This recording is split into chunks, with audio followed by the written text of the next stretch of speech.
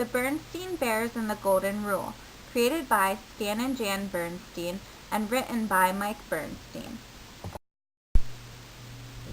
When Sister Bear received a beautiful golden locket for her birthday, she was surprised and pleased. It was shaped like a heart, and it had her name on it. "Happy birthday, dear," said Mama and Papa Bear, giving her a big hug. Sister tried the locket on and looked at herself in the mirror. "I love it," she said. "I'm going to wear it all of the time." "It opens up," said Papa. "Look." He showed her the little golden clasp that you press to pop the locket open. "Neat," said Sister. She looked inside, expecting to find a little picture or a mirror or something, but all that she could see inside the locket were a few simple words. "Do to others what you would have them do to you." Sister was puzzled. The words seemed familiar, but she wasn't sure why. "What's this?" she asked. "It's the Golden Rule," explained Mama. "What's that?" Sister wondered. Mama's eyes widened. "The Golden Rule is one of the most important rules there is," she explained. "That's why we have always had it hanging up on the wall of our living room." She pointed to the framed sampler above their mantelpiece. Sister gazed up at it in amazement. She had seen that sampler every day of her life. No wonder the words seemed familiar. "Oh," she said, a little embarrassed. "I never really thought about what it said before. What does it mean?" "The Golden Rule," Papa explained, "tells you to treat other people the way that you want to be treated yourself." "Why is it inside of my locket?" she wondered. "It's a golden rule inside a golden locket for a little golden princess," said Papa, giving her a big kiss. "It's called the Golden Rule," explained Mama patiently, "because it's precious, just like gold. But it's not about the gold you wear around your neck or on your finger." She held out her wedding ring. "It's about the golden treasure we keep inside of our hearts. The heart shape of the locket is meant to remind you of that." Sister thought it over. She didn't really get it, but that was okay. She loved the new locket anyway. The next day before school, Sister showed off her new treasure to her friends, Lizzie, Millie, Anna, and Linda. They oohed and ahed over it in a very satisfying way. "What's all the fuss about?" asked a voice. It was Queenie McBear and her gang. Queenie was older than Sister and a little snooty. When Queenie first came to the neighborhood, she and Sister did not get along at all. Queenie made fun of her and got Sister's friends to join in. That was Sister's first experience with an in-crowd, a group that makes itself feel big by making others feel small. "Oh, hi, Queenie," said Sister. "I was just showing the kids my new locket." Over the years, Sister learned to get along with Queenie, but they never were the best of friends. "Let's see," said Queenie. She looked the locket over. She was not impressed. She herself wore big hoop earrings and lots of beads and chains. "Cute," was all she said as she walked away with her friends. Queenie still had her in crowd. They were a group of the older girls who liked hanging out together and acting cool. Mostly they spent their time painting their nails and giggling about boys. That was okay with Sister. She had her own group of friends to hang out with, but it never occurred to her that this might be any kind of problem until the new girl came to school. Her name was Susie McGrizzle. It seems like a funny sort of name. For one thing, it had a lot of Z's in it. The new girl herself seemed a little funny too. Her clothes weren't exactly cool, and she wore her hair up in pigtails, which was definitely not the standard Bear Country school style. Besides, she had thick glasses and braces, not the cool kind with lots of different colors like Millie wore, just plain old braces. On her first day, of course, the new girl didn't know anyone at all. At recess, Sister noticed her standing off by herself in a corner of the playground. She looked sort of sad and lonely. Sister was thinking about going over and introducing herself when Lizzie and Anna came up. "Hiya, Sister," said Lizzie. "We're getting together a game of hopscotch. Millie and Linda are over there. Come on." Sister began to follow them, but she paused and glanced back to where the new girl was standing, all by herself. The new girl looked lonelier than ever. "Wait a minute," said Sister. "What about the new girl?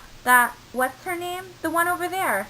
Maybe we should invite her to join in. She looks pretty lost and lonely." The other girls were surprised. "Susie Woozy Face," said Lizzie doubtfully. "She has weird clothes," said Anna. "And those corny pigtails," said Lizzie. "Not to mention those clunky glasses and braces," added Anna. "Well," said Sister, discouraged, "I just thought—" "Oh, don't worry about old Susie MacWoozy," said Lizzie, taking Sister's arm. "She'll be fine. She'll find some other cubs to play with. Cubs more her type. Come on." Sister allowed herself to be led away to the hopscotch game. She felt a little worried about Susie MacWoozy, though she couldn't exactly say why. But she soon forgot all about it while playing hopscotch with her friends. Later, when school let out, Sister got in line for her school bus. She noticed that the new girl was standing right in front of her. She was going to say hi, but then Lizzie came up behind her, and they started to talk. They went on talking as they got on the bus. Susie McGrizzly sat right behind them. Sister and Lizzie went right on talking together. Sister played with her new locket as she talked, twirling it around and around in the air. When the bus came to her stop, Sister gathered up her things to get off, but she felt a soft tug at her arm. It was Susie McGrizzly. She was holding something out to Sister. "Here," she said shyly. "You dropped this." It was Sister's new locket.